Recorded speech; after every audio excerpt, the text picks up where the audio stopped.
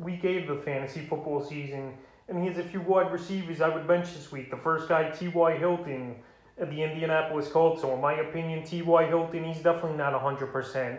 And he came back earlier than I thought he did this season here.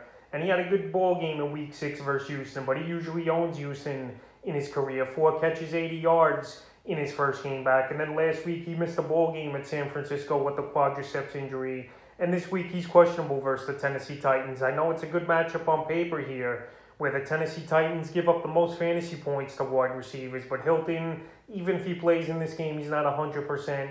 And there's a lot of times where he leaves games early and he's in and out of the lineup. So right here, I don't want to deal with that headache this week. Michael Pittman, in my opinion, is the true #1 over there in Indianapolis. And they're more of a run-based team and a team that uses the tight ends in the red zone as well. So right here this week, I just don't want to deal with Hilton if he's going to play or not, or if he's 100%. And it's easier just to bench him. The next wide receiver is Julio Jones. The Tennessee Titans are the same situation with Julio Jones like T.Y. Hilton. I just can't trust Julio Jones. He hasn't been putting up numbers at all this season, and he's only got one double-digit fantasy game in the first 5 games he's played this season. So right here, Week 6 at Buffalo, 3 catches, 59 yards. Week 7 versus Kansas City, 2 catches, 38 yards. And this week, Week 8 at the Indianapolis Colts. I know they give up the 7th most fantasy points to wide receivers, and we just saw Deebo Samuel have an insane game last week versus Indianapolis.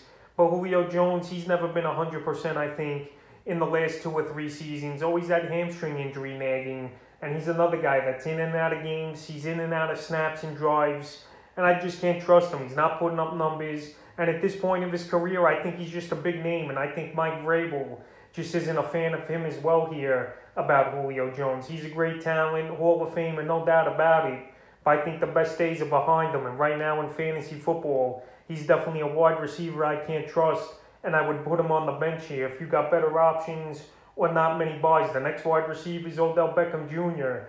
of the Cleveland Browns. So Odell Beckham, another guy this season, in and out of the lineup, banged up. Both his shoulders are in bad shape, but he's not going to have surgery where he needs to have surgery, maybe till the offseason, but he's putting it off this year. And Beckham as well. He's only had one double-digit fantasy game now in his last 4 games here is Beckham. Week 4 at Minnesota, 2 catches, 27 yards. Week 5 at the Chargers, 2 catches, 20 yards. Week 6 versus Arizona, 5 catches, 79 yards. And Week 7 versus Denver, 2 catches, 23 yards. So Odell Beckham, he's just a walking injury at this point of his career. I know he had monster season with the New York Giants years ago, but now he hasn't been really fantasy relevant. The last 3 or 4 seasons here is Beckham. And this Pittsburgh Steelers team, I think they're going to play good defense on him. They're going to try to shut him down. And at most year, his ceiling is probably 12 to 15 points. Yeah, he could have a breakout game, but I just don't see it, and I can't trust him. He's too inconsistent. And I would bench him this week. The next wide receiver is Jacoby Myers of the New England Patriots. So Jacoby Myers, he's had a pretty decent season here with the Pats, but the last 3 games, his numbers have dropped off here. Week 5 at Houston, 4 catches, 56 yards.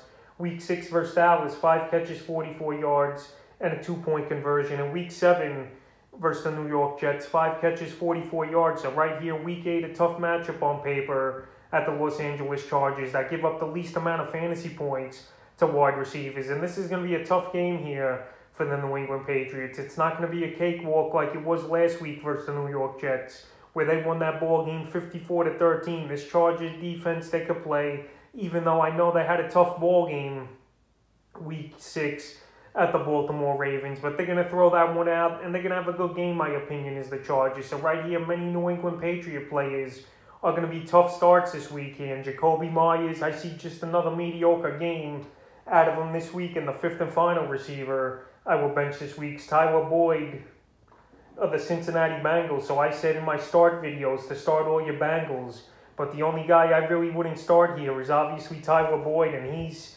had no production this season here pretty much with the Cincinnati Bengals. He's only had 2 good games this year, Week 3 and Week 4, and ever since T. Higgins came back from injury in Week 5, the numbers have definitely plummeted down here for Tyler Boyd. Week 5 versus Green Bay, 4 catches, 24 yards. Week 6 at Detroit, 1 catch, 7 yards. And Week 7 at Baltimore, 4 catches, 39 yards. And this week, it's a great matchup at the Jets. But right here, he's the 4th or 5th option in this offense here. Obviously, Jamar Chase, he's number 1 over there in Cincinnati. Then you got T. Higgins, Joe Mixon, obviously, C.J. Uzomah, and then Tyler Boyd mixed in. So the only way Tyler Boyd's really going to have fantasy value and put up numbers this year is obviously if Chase or Higgins goes down, in my opinion. But this week, I just can't trust him, where he's failed to reach double-digit fantasy points since week 4. So that's a few wide receivers I would bench here in week 8 of the fantasy football season.